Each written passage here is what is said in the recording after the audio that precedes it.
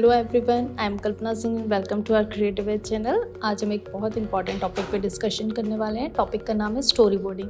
आप देख रहे हो 4 फ्रेम में स्टोरी के फ्रेम रेडी किए हैं, टैम्पलेट्स। इसमें हम लोग आज जो स्टोरी क्रिएट करेंगे वो स्कल्प्टर और एक मार्बल की है कि अचानक से मार्बल बोलना शुरू कर देता है, यानी कि आर्टिस्ट से बात करना शुरू कर देता है। सो सबसे पहले हम फ्रेम को हाफ डिवाइड करेंगे दोनों पार्ट में से। एक साइड हम स्कल्प्टर का पार्ट लेंगे और दूसरे साइड हम मार्बल को बनाएंगे। सो इस तरह से हमने 50-50% फ्रेम को डिवाइड कर दिया। देखिए, एक चीज़ का हमेशा ध्यान रखिए, जब हम स्टोरी बोर्डिंग करते हैं तो बहुत छोटी छोटी इमेजेस या इलस्ट्रेशन नहीं करना है। आप जब ड्राइंग करें तो फ्रेम ऑलमोस्ट आपका नेगेटिव पॉजिटिव स्पेस बहुत बैलेंसिंग के साथ कंप्लीट होना चाहिए। तो यहाँ पर पर्सपेक्टिव का यूज़ करके भी आप बना सकते हैं। फ्री हैंड ना बनाए तो ज़्यादा बेस्ट है। अब यहाँ पर हमने मार्बल को क्रिएट किया है। मार्बल थोड़ा सा फ़नी भी बनाएंगे, ऐसा बोरिंग सा नहीं बनाएंगे। लास्ट में मॉरल ऑफ द स्टोरी भी देना बहुत ज़रूरी है। सो उसको भी अपन देखेंगे कि स्टोरी को उस तरह से क्रिएट करना चाहिए कि हमारा मॉरल उसमें क्रिएट हो। सो यहाँ पर आप देख रहे हो जो स्कल्प्टर है वो अपना वर्कशॉप पर वर्क कर रहा है। तो वो जैसे ही उस पर काम करना शुरू करता है मार्बल के ऊपर, वो अचानक से बोलना शुरू कर देता है। तो ये आपका फर्स्ट फ्रेम में का वर्ड है, जो कि नीचे आपको, क्योंकि ये स्टोरी बोर्डिंग है तो आप फ्रेम के अंदर तो लिख नहीं सकते, सिर्फ आप वहाँ पर साउंड इफेक्ट दे सकते हैं। सो आपको इस तरह से बहुत डिटेलिंग वर्क नहीं करना है, सिर्फ रफ सी पहले लाइंस बनानी है। लाइन के साथ उसको क्रिएट करेंगे। इसमें बहुत इंपॉर्टेंट रोल प्ले करता है फेशियल एक्सप्रेशन, यानी कि आपको फेशियल एक्सप्रेशंस की बहुत प्रैक्टिस करनी पड़ेगी, तब भी आपकी स्टोरी बहुत इफ़ेक्टिव लगेगी। सो यहाँ पर हम लोग स्कल्प्टर यानी कि आर्टिस्ट को बनाएंगे, ठीक है। बहुत ज़्यादा डिटेलिंग नहीं करना, रियलिस्टिक नहीं बनाना। जब आप कैरेक्टर्स बनाते हो सिर्फ आपका बहुत फ़नी वे में बनाना है, तो वैसे आपको कैरेक्टर दिखना चाहिए। आई बॉल के प्रेजेंटेशन, बैकग्राउंड जो खाली है, हल्की हल्की सी लाइनों का हम यूज़ कर सकते हैं। लाइक कि हमें जैसे वर्कशॉप का एरिया दिखाना है तो बहुत ब्लर लाइन के साथ आप वहाँ पीछे रखे हुए स्कल्पचर दिखा सकते हैं। ओके, तो इस तरह से हमने अपना फर्स्ट फ्रेम कंप्लीट किया। अब नीचे जो हमारा एरिया है डिस्क्रिप्शन वाला, हाँ एक चीज़ और, आउच, मतलब उसको साउंड इफेक्ट की बात की थी, उसको भी लिखना ज़रूरी है। यहाँ पर आप वो चीज़ मेंशन करेंगे जो चीज़ उस ऊपर वाले फ्रेम में आपने बनाया है। ओके, सो आप यहाँ पर अपनी कोई भी स्टोरी ले सकते हैं, आपको जो लिखना है। अब हम आते हैं सेकंड वाले फ्रेम में।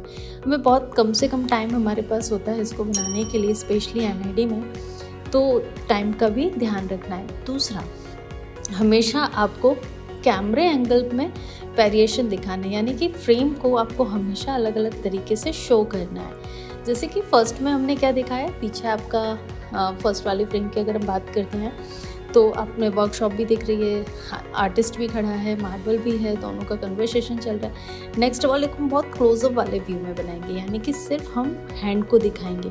इससे क्या होगा, हमारी लिमिटेड जो फ्रेम है उसमें बहुत सारा वेरिएशन नज़र आएगा। वेरिएशन नज़र आने से आपकी फ्रेम बहुत अलग अलग तरीके से नज़र आएगी, यानी कि थोड़ा सा जो आपका पार्ट है क्रिएटिव नज़र आएगा।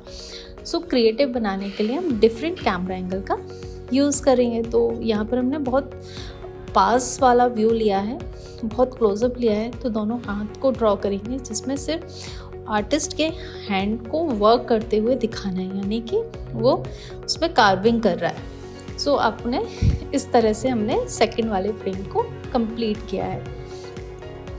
तो पहले हम इसको कंप्लीट कर लेते हैं।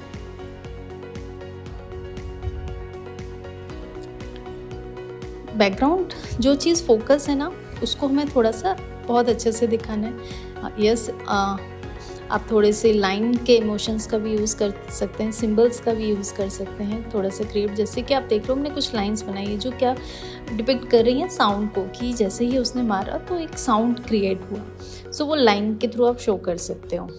ओके, थोड़े से हम लोग शेडिंग भी ऐड करेंगे, बहुत ज़्यादा नहीं करना है, अपने टाइम को देखते हुए ही काम करना है। अब मार्बल का फेस बहुत ज़्यादा नहीं नज़र आएगा। ओके, बहुत थोड़ा सा पार्ट में दिखाना है। अब यहाँ पर भी आप वही चीज़ मेंशन करेंगे, जो उनके बीच में आपने ड्रॉ किया है, यानी कि उनके बीच का कन्वर्सेशन भी आप नीचे की तरफ लिखेंगे। स्कल्पचर क्या बोलता है वो, कम ऑन, मतलब इस तरह के डायलॉग्स आपको यूज़ करने हैं। सो आप मेंशन करते जाइए। अब हम आते हैं 3rd नंबर के फ्रेम पे। अब थोड़ा सा अलग एंगल लेंगे। जैसे हमने देखा पहला हमने फ्रंट और 3/4 लिया था, सेकंड हमने क्लोजअप लिया।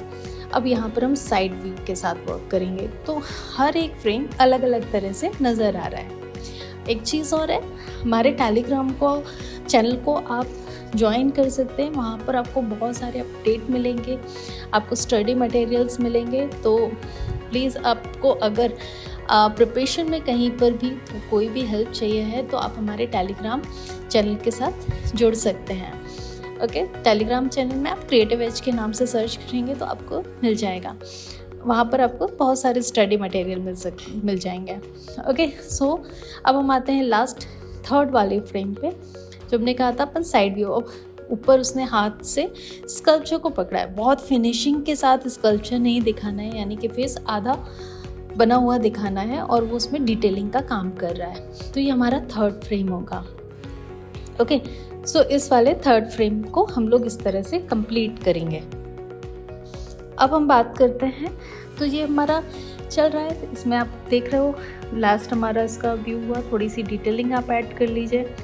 ओके, डिटेलिंग ऐड करने के बाद और एक चीज़ और है कि आपको अगर हमारे क्वेश्चंस चाहिए हैं तो डिस्क्रिप्शन बॉक्स में इससे रिलेटेड आपको क्वेश्चन भी मिल जाएंगे, तो आप कंटिन्यू प्रैक्टिस कर सकते हैं क्वेश्चंस को लेकर।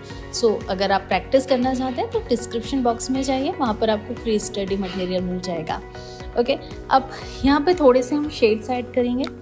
ठीक है, शेड्स ऐड करने के साथ साथ थोड़े से आप पीछे के साइड देख रहे हो, अब बहुत ज़्यादा लाइन, बहुत सारी चीज़ों का यूज़ नहीं किया, सिर्फ हल्की हल्की सी लाइनों को हमने यूज़ किया है। ओके, अब हम आते हैं लास्ट फाइनल वाले पार्ट में। फाइनल में हमें फाइनल वर्क दिखाना है। सो फाइनल वर्क दिखाने के लिए हमने क्या करा, स्कल्पचर को आपको क्रिएट करना है। ओके, सो इस तरह से आपके ये पूरे फ्रेम, और एक और चीज़ है, आप माइक्रोन पेन का यूज़ कर सकते हैं, जेल पेन का यूज़ नहीं करना, उससे आपका पेपर ख़राब हो सकता है। सो माइक्रोन पेन का आप यूज़ करके इसको फाइनल लुक दे सकते हैं। ओके, तो आपको फाइनल स्कल्पचर का फेस बनाना है, खूबसूरत सा बनाना। और ये इस तरह से हमारा आज का जो स्टोरी बोर्डिंग का है, आपको बताया सबसे इम्पॉर्टेंट पार्ट यही है कि आपको ज़्यादातर चीज़ों में फ्रेम में वेरिएशन दिखाना है, जिससे आप अलग अलग एंगल का यूज़ करके बना सकते हैं। प्रैक्टिस के लिए आपको क्वेश्चंस मिल जाएंगे डिस्क्रिप्शन बॉक्स में, सो वहाँ से डाउनलोड कर लीजिए और खूब सारी प्रैक्टिस करिए। Okay, bye bye.